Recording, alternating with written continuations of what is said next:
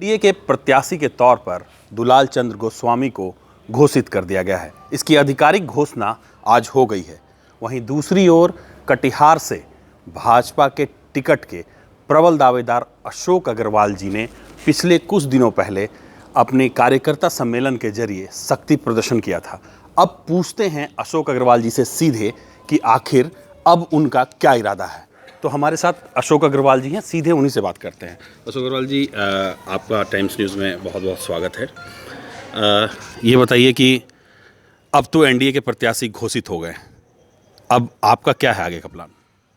आगे चुनाव लड़ने का इरादा है। लोगों की इच्छा है कटिहार की जनता की कि 26 तारीख को हम लोग नॉमिनेशन कर रहे हैं निर्दलीय प्रत्याशी के रूप में। और कटिहार की जो आवाम की जो चिंता है, जो लोग यहाँ से एमपी बनते रहे और एमपी बनने के बाद वो महीना 2 महीना में 6 महीना में कभी 2 दिन 1 दिन आ गए, पेपर के माध्यम से लोगों को मालूम होता है। तो लोगों में काफ़ी आक्रोश है कि कोई लोकल हमारा जो नेता है जिससे हम दिन रात कभी भी मिल सकते हैं, कभी भी फ़ोन से बात कर सकते हैं, कभी भी कुछ समस्या के बारे में आके बता सकते हैं, ऐसे नेता हमको चाहिए। इसलिए लोगों की काफ़ी प्रेशर है लोगों का कि आप को चुनाव लड़ना चाहिए। और हम लोग चुनाव की तैयारी भी लगभग 5 वर्षों से कर रहे थे।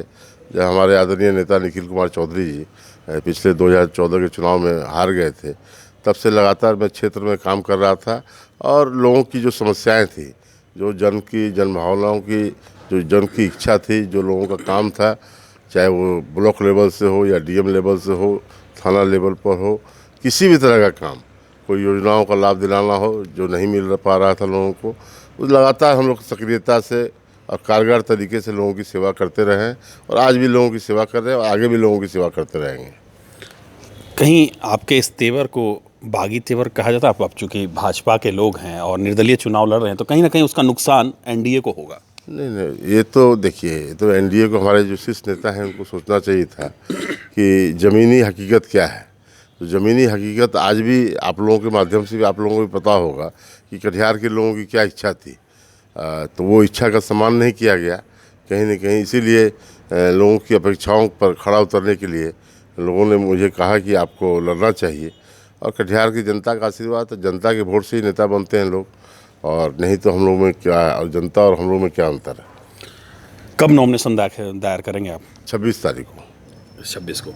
26 तारीख को। अच्छा, एक और सवाल है कि अशोक अग्रवाल जी की एक छोटी सी छोटी गलती भी माफ़ नहीं की जा सकती है, ऐसा देखने को मिल रहा है। अभी लगातार आप 2 आचार संहिता के मामले आप पर दर्ज हुए, तो कैसे हो गया ये?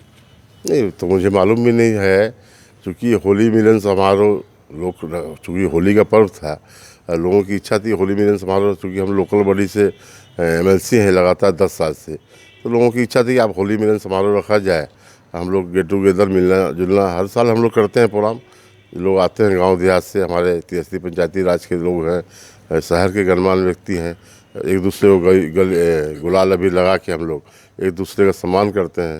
होली रंगों का पर्व है और अच्छे से सद्भावना पूर्ण तरीके से कटिहार का इतिहास रहा है। भाईचारा, आपसी भाईचारा के तहत हम लोग हर साल कोई भी पर्व हो, चाहे मुहर्रम हो, ईद हो, बकरीद हो, होली हो, दिवाली हो, दशहरा, सब हम लोग आपसी भाईचारे के तहत लगातार मनाते रहें और लगातार ऐसे प्रोग्राम हर जगह होते रहते हैं। उसी प्रोग्राम में हम लोगों ने होली मिलन समारोह रखा था, और कुछ हुआ होगा तो मुझे मालूम नहीं है अभी तक। अगर शीर्ष के नेता मान लीजिए सुशील मोदी जी या सूबे के मुख्यमंत्री नीतीश कुमार आपको फ़ोन करके कहते हैं कि आप मत लड़िए चुनाव, तो फिर आपका स्टैंड क्या होगा? नहीं, मैंने तो मिल के कहा था सब आदरणीय नेताजी से। हमारे जो आदरणीय मुखिया हैं, हमारे आदरणीय नीतीश कुमार जी, हमारे सुशील कुमार मोदी जी, आदरणीय भूपेंद्र यादव जी, आदरणीय नित्यानंद राय जी से, कि कटिहार की जो आप लोगों ने फीडबैक कराई है, सर्वे कराया है, उसमें जो रिपोर्ट है उसके आधार पर आप लोगों को टिकट का चयन करना चाहिए। तो उन लोगों को लगा होगा, तो जो उन्होंने निर्णय किया वो अपने हिसाब से निर्णय उनका उचित होगा। आपको क्या लगता है कि दावेदार ज़्यादा हो गए थे इसलिए नाम छाड़ दिया गया? ये तो शीर्ष नेता को सोचने का काम था कि सीट जितनी है, सीट जितनी थी तो कैसे उम्मीदवार को टिकट देना चाहिए, तो आदरणीय शीर्ष नेताओं को सोचना चाहिए। अब अगर शीर्ष नेता कुछ आपसे कहेंगे या रिक्वेस्ट करेंगे तो क्या? अब तो लोगों की जनभावना जुड़ी हुई है, क्योंकि हम लोग लोगों के बीच रहते हैं दिन रात, सुबह 6 बजे से लेकर रात 11 बजे तक लोगों का काम करते हैं। लोगों की जनभावना का अनादर करना होगा। अब अगर कुछ करेंगे तो लोगों की जनभावना का अनादर होगा। क्या रोड मैप आपने तैयार किया है चुनाव का? चुनाव लड़ेंगे, लोग लड़ेंगे हमारे, हर लोग। मैं अशोक अग्रवाल हूँ, लोगों की भावना है, अशोक अग्रवाल बन के चुनाव लड़ेंगे लोग। ये थे हमारे साथ भाजपा के एमएलसी, अभी भाजपा को छोड़कर निर्दलीय चुनाव लड़ने जा रहे हैं।